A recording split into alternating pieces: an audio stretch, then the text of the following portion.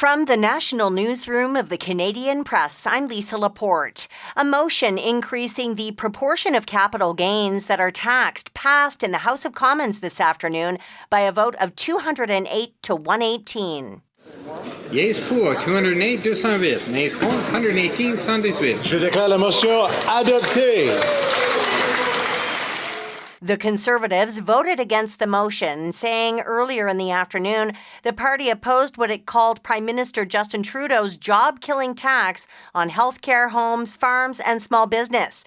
The Liberals say they were increasing capital gains to help pay for investments in healthcare, housing, and clean technology. The tax change takes effect June 25th. National Bank of Canada says it's purchasing Canadian Western Bank in a share exchange that values the Edmonton-based lender at approximately $5 billion. The companies say the deal brings together two complementary banks with growing businesses and that it will maintain its branch locations. Green Party leader Elizabeth May says she believes the small number of MPs named in a recent spy watchdog report did not knowingly set out to betray Canada. May says she is vastly relieved after reading an unredacted version of a report on foreign interference. She says there's no list of disloyal MPs and she fears the rhetoric around the issue will hurt people's faith in democracy. I am terrified that the gong show that is Parliament will result in fewer Canadians voting when they have the chance.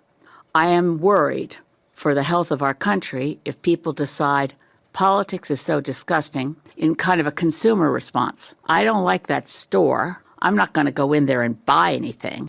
May says a former MP accused in the report of proactively sharing privileged information with a foreign operative is not named, but should be fully investigated by authorities.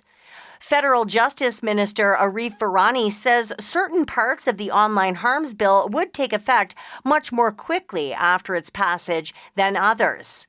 And BookNet Canada says a growing number of Canadians are getting their books from a free source. The publishing industry nonprofit says this is the first time in the 9-year history of its survey that more than half of readers across all formats got their reading material for free.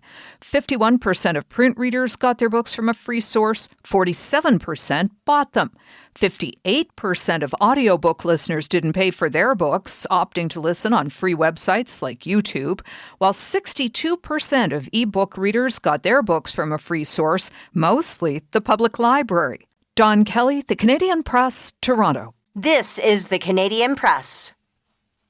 In sports, Natalie Spooner has been named the Billie Jean King MVP Award winner for the inaugural Professional Women's Hockey League season.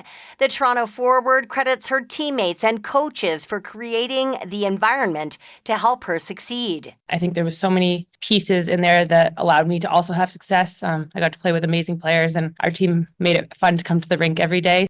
Spooner, who was also named the league's Forward of the Year at an award ceremony this afternoon, led the PWHL with 20 goals. Oilers forward Sam Carrick has been fined more than $2,200 US for slashing Florida Panthers defenseman Dmitry Kulikov late in Edmonton's 4-1 loss to the Florida Panthers in Game 2 of the Stanley Cup Final. And the Toronto Blue Jays continue a 3-game series tonight with the Milwaukee Brewers in Major League Baseball action. From the Canadian Press, I'm Lisa Laporte. Thanks for listening. Don't forget to follow and subscribe. For more of today's top stories, visit thecanadianpressnews.ca.